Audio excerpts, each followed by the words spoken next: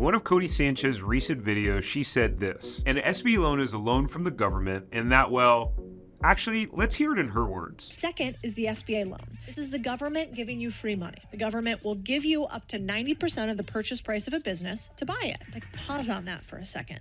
The government will pay you to buy a business. Yes, they will. She says that the government will pay you to buy a business. Hold on, what? As like most of the internet, I've become hooked on watching Codie Sanchez and her love for boring businesses. But there are two things that Codie has recently said that I want to confront. The first thing, as you already saw, was something Codie got wrong about business funding and SBA loans. And second was what she said about franchising. Now look, I think what Codie is doing is really helpful, and I love her movement of creating more owners and helping teach people how to get into entrepreneurship. But as my wife would tell you, I have this thing about details. I'm kind of obsessed with them. Information is power. And honestly, it can be a blessing and a curse, but let's face it, one sentence or two in a business contract could mean getting screwed over or not. It could mean the difference between success or failure. It could mean getting it right or getting it wrong. So let's get it right. All right, so let's get the quick and easy out of the way, which is Codie says that with franchises, you have to shell out a bunch of money before you ever make a dollar. Franchises. Let's check out the competition. I don't like to own these things, but I like to know what they're up to. Love them, hate them, really depends. This one's interesting. It's in a tiny little box, but you can see the build out costs. It's fancy. You got to get all of their particulars. So I'm really careful about making sure that the franchises that people use and buy have expenses that make sense. Otherwise, you're shelling out money left and right before you even make a dollar. That's why I typically like to buy, not build. So be careful and choose your franchise wisely. Now I fact checked this and it's wrong. Just like you can buy an existing business, you can buy an existing franchise. Now the only difference is with a franchise, you get a business in a box. You get the entire system, playbook, branding, marketing, and access to dozens or hundreds of other franchise owners, aka franchisees, all around the country who own the same exact business as you, who you can learn and get advice from. Now sure, you can open one from scratch too. I did both. I built a brand new store from scratch and we got it profitable in less than 2 months after opening. I also bought an existing franchise 2,500 miles away from my first one, and that was tough, but don't count out franchises just yet. There's actually over 4,000 different franchise brands in the US. There are over 750,000 franchise businesses, and according to the US Census Bureau, 1 out of every 10 businesses that you see is a franchise. So there's a reason why some of the most successful private equity companies own franchises in large quantities. Even Warren Buffett does. Well, he owns all of Dairy Queen, so technically that still counts. I think ultimately, if you like the idea of not having to figure everything out on your own in business, then a franchise could be a good option. The other point is that some franchises have recurring revenue that part of the business model is pre-sales. For example, with a gym or an IV lounge or a massage franchise. All of these you'll do pre-sales, meaning you start getting customers while you're doing construction when your business isn't yet open. So the cool part is you can open your doors with 100 or 150 paying customers and potentially be cash flow positive on day one. So myth busted on that one. Now on to business funding and SBA loans, and here's where it gets a little juicy. Okay, so let's play this SBA clip again, and then let's see if you can catch it. Second is the SBA loan. This is the government giving you free money. The government will give you up to 90% of the purchase price of a business to buy it. Like, pause on that for a second. The government will pay you to buy a business. Yes, they will. Okay, so I understand her intent, but this just isn't accurate. So then what is accurate? How does an SBA loan work, and why should you even care? That's a great question. Let's start with why you should care. So in 2022, the SBA approved over $43 billion for small business capital. Yes, billion with a B. So if you want to start a business or already own a business, the odds are that at some point you're going to need money. And when you do, you probably want to know where to go get it and how it all works. Am I wrong? Securing funding or not could mean making money or not. It could mean starting your business or not. It could mean hiring more employees or not. I think you get the point. Well, If the SBA is not the government giving you free money, then what is it and how does it work?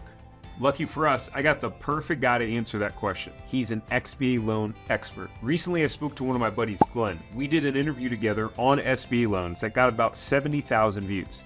Now, Glenn is the Vice President and Senior SBA Business Development Officer at Huntington Bank. Sounds pretty legit, right? Now, I just realized I never even told you what SBA means. It stands for Small Business Administration, in case you were wondering.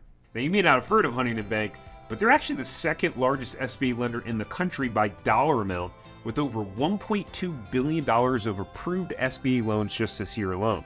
And they are number one with the quantity of SBA loans approved with a staggering 6,781. Now, to give you some perspective, if you took all of the approved SBA loans for Wells Fargo, Bank of America, and then JP Morgan Chase, Huntington Bank still has approved more SBA loans this year. So here's what Glenn had to say about what an SBA loan is. So an SBA loan is a government-backed loan typically extended by a commercial bank institution, right? So a bank has to go through steps to be considered a preferred lender. So not all banks participate in SBA loan programs. So you're not applying directly through the SBA. The banks are the ones that implement the program. And this is what Codie said. Second is the SBA loan. This is the government giving you free money. The government will give you up to 90% of the purchase price of a business to buy it. Like, pause on that for a second. The government will pay you to buy a business. Yes, they will. Did you hear the difference? With an SBA loan, the government isn't giving you anything.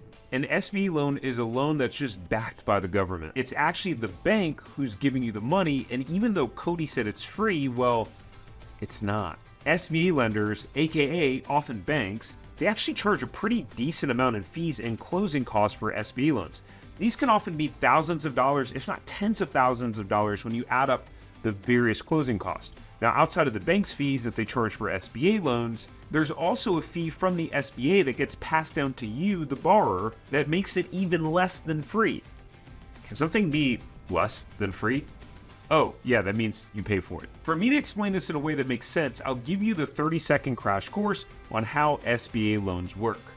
All right, so let's say that you want to buy a franchise resale, which is just like buying an existing boring business like Codie talks about, except it's a franchise. The business is selling for $500,000 and you put 10% down, so your loan is for $450,000.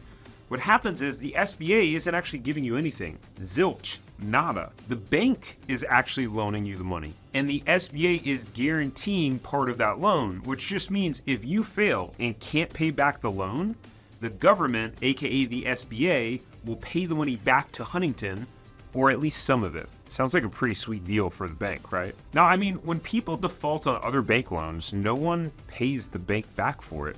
So what's the catch? That's a good question. The SBA has what's called a guarantee fee, which is the fee that they charge banks for them to guarantee the loan.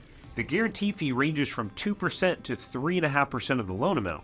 Now, 3% of a $450,000 loan is $13,500. Now, the actual guarantee fee depends on the exact type of SBA-backed loan, but let's not go into the weeds here. Now, the other part about this that doesn't make it free is that you typically have to have collateral for the loan. Now, what is collateral? It's basically something to make sure the bank gets their money back and that they could take if you weren't paying them. Where's my money? You gonna give me my money? Where's my money, man? Your car is collateral for a car loan. Your house is collateral for a mortgage. Get it? Now, oftentimes with an SBA loan, they will want to use your home as collateral to make sure you pay back the loan, meaning your mortgage company will be the first in line to get paid back if you ever default, and then the SBA lender is second in line. So if you sold your home and made $200,000 after paying off your mortgage, but you defaulted, meaning you didn't pay, on your SBA loan and still owed $200,000, well, guess what? That's not your $200,000 anymore.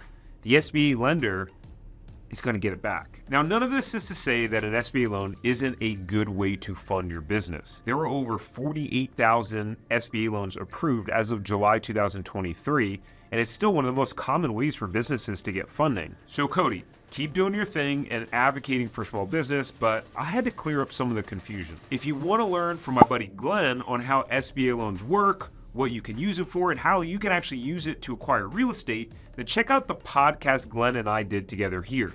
It's already got 70,000 views, so I think you'll enjoy it. Peace.